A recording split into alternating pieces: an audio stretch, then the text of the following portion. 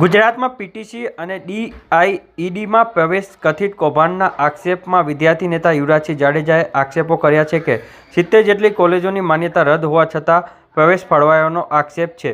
એનસીટીના withdrawal order હોવા છતાં પ્રવેશ પ્રક્રિયા સામે સવાલ ઊભા કર્યા છે. શિક્ષણ વિભાગ અને વચેટિયાઓના કથિત મિલીભગતના ગંભીર આક્ષેપો તેઓએ લગાવ્યા છે. કરોડો રૂપિયાની ફી અને ડોનેશનના સેટિંગના દાવાઓ વિદ્યાર્થી નેતા યુવરાજસિંહ જાડેજાએ 11 ઓગસ્ટના બપોરે 3 વાગે ગાંધીનગરના અખબાર ભવન ખાતેથી કર્યા હતા. ગુજરાતમાં જોવા જઈએ તો પીટીસી કોલેજોનો રાફડો ફાટ્યો છે. કેમ કે સરકાર દ્વારા એવી જાહેરાત કરવામાં આવી હતી કે આવનાર વર્ષની અંદર 23,000 શિક્ષકોની ભરતી કરવામાં આવશે અને ખાસ કરીને જે પીટીસી જે કોલેજો છે એ પીટીસી કોલેજો કરેલા વિદ્યાર્થીઓને વિદ્યા સહાયકમાં નોકરી આપવામાં આવશે. તેને ધ્યાનમાં રાખી અને જે બંધ થઈ ગયેલી કોલેજો હતી એ અચાનક જ જાગી અને ક્યાંક ને ક્યાંક જે ભૂતિયા કોલેજો, ડમી કોલેજો હતી એને પણ એડમિશન આપવામાં આવ્યા છે. એ બાબતની આજે આ પ્રેસ વાર્તાના માધ્યમથી તમારા સાથે અમે આધાર પુરાવા આ માહિતી મૂકીએ છીએ. જોવા જઈએ તો એનસીટી એટલે કે national council four teacher education જે છે એ આ જે પીટીસી કોલેજો હોય એને માન્યતા આપતી હોય છે. હવે થયું એવું છે કે ઘણી બધી એવી કોલેજો હતી કે જે 2005, 2006, 2007 ની અંદર એમની પાસે માન્યતાઓ હતી, પરંતુ 2012, 2014 ની અંદર જોવા જઈએ તો આ જે કોલેજો છે એ કોલેજોએ પોતે સામે ચાલી એ વિડ્રો કરેલું એટલે કે સરેન્ડર કરેલું હતું અને પોતાની જે મૂકેલી જે ડિપોઝિટ હતી એ ડિપોઝિટ પણ એ ક્યાંક ને ક્યાંક એમને પરત મેળવી લીધેલી હતી, એટલે કે ડિપોઝિટ પાછી લઈ લીધી હતી. છતાં પણ આવી જે કોલેજો છે લગભગ અમારી ધ્યાનમાં 64 કરતા વધારે આવી કોલેજો ધ્યાનમાં આવી છે કે જેમને પોતાની ડિપોઝિટ પાછી મેળવેલી લીધી હતી, જેને NCT national council four teacher education ની અંદર માન્યતા નહોતી. આવી કોલેજોએ ક્યાંક ને ક્યાંક અત્યારે ગુજરાત રાજ્ય સરકારે આની અંદર વિદ્યાર્થીઓ ફાળવી દીધા. વિદ્યાર્થીઓ ફાળવા એટલું જ નહીં, વિદ્યાર્થીઓની પરીક્ષા પણ લઈ લીધી અને પરીક્ષા લઈ અને માર્કશીટ પણ આપી દીધી.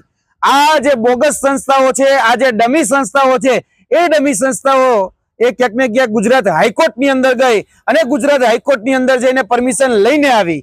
ત્યારે એનસીટી હતી, એનસીટી ને પાર્ટી બનાવવાની હતી, પરંતુ એનસીટી ને પાર્ટી ન બનાવી અને ગુજરાત સરકારને પાર્ટી બનાવવામાં આવી અને ગુજરાત રાજ્ય સરકારને પાર્ટી બનાવી. ત્યારે ગુજરાત રાજ્ય સરકારે ક્યાંક ને ક્યાંક આમાં કાચું કાપ્યું અને અમને એવું લાગી રહ્યું છે ક્યાંક ને ક્યાંક જે સંસ્થાઓ છે એ સંસ્થાઓને છાવરવાનું કામ, એ સંસ્થા ઉપર આશીર્વાદ રાખવાનું કામ આ ગુજરાત રાજ્ય સરકારે કર્યું.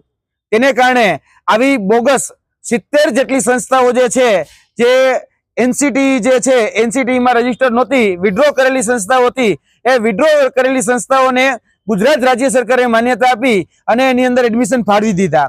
હવે જોવા જઈએ તો આ જે એડમિશન ફાળવ્યા છે એમના વિદ્યાર્થીઓનું ભવિષ્યનું શું, તેને લઈ આજે ગુજરાત શિક્ષણ વિભાગમાં બારૈયા સાહેબ જે છે એમની સાથે અમે મુલાકાત કરી અને મુલાકાત કરીને વિદ્યાર્થીઓના હિતમાં અમે વાત કરી છે કે આ જે કોલેજો છે જે ક્યાંક ને ક્યાંક તમે ખોટી રીતે માન્યતા જે કહી શકાય વિડ્રો કરેલી સંસ્થા હતી એમાં તમે જે વિદ્યાર્થીઓ ફાળવ્યા છે તે વિદ્યાર્થીનું શું, તો ત્યારે એને પોતાનો જે દોષનો ટોપલો છે એ એનસીટી ઉપર ઠાલવો છે અને એવું કીધું છે કે અમે એનસીટીની ગાઈડલાઈન પ્રમાણે ચાલીશું. પરંતુ સ્પષ્ટપણે સુપ્રીમ હાઈકોર્ટનું જજમેન્ટ છે, સુપ્રીમ હાઈકોર્ટમાં ઐતિહાસિક ચુકાદો આવેલો છે આદર્શ શિક્ષા મહાવિદ્યાલય વર્સિસ જે સુભાષ રેંગનગરનો 2012 નો જે ચુકાદો છે તે, અને ત્યારબાદ મહાવૈષ્ણોદેવી મહાવિદ્યાલય સ્ટેટ ઓફ યુપી નો જે ચુકાદો છે તેમાં બહુ સ્પષ્ટપણે કહેવામાં આવ્યું છે, બહુ સ્પષ્ટ ગાઈડલાઈન છે કે જે સંસ્થાએ વિડ્રો કરી લીધું છે એ સંસ્થાની જે ડિગ્રી છે એ ગેરમાન્ય એટલે કે અમાન્ય જાહેર કરવામાં આવશે. તો આ બિચારા વિદ્યાર્થીઓ જે અજાણ છે એ અજાણ વિદ્યાર્થીઓના ભાવિનું શું, જે વિદ્યાર્થીએ પોતાનું 1 વર્ષ બગાડ્યું છે એ વિદ્યાર્થીઓને કમ્પન્સેશન આપવામાં આવે અને જે ગેરમાન્ય જે સંસ્થાઓ છે જેને કોર્ટને પણ ગેરમાર્ગે દોરી છે એવી જે સંસ્થાઓ છે એની પર દંડ કરવામાં આવે એવી અમારી આ માધ્યમથી માંગણી છે.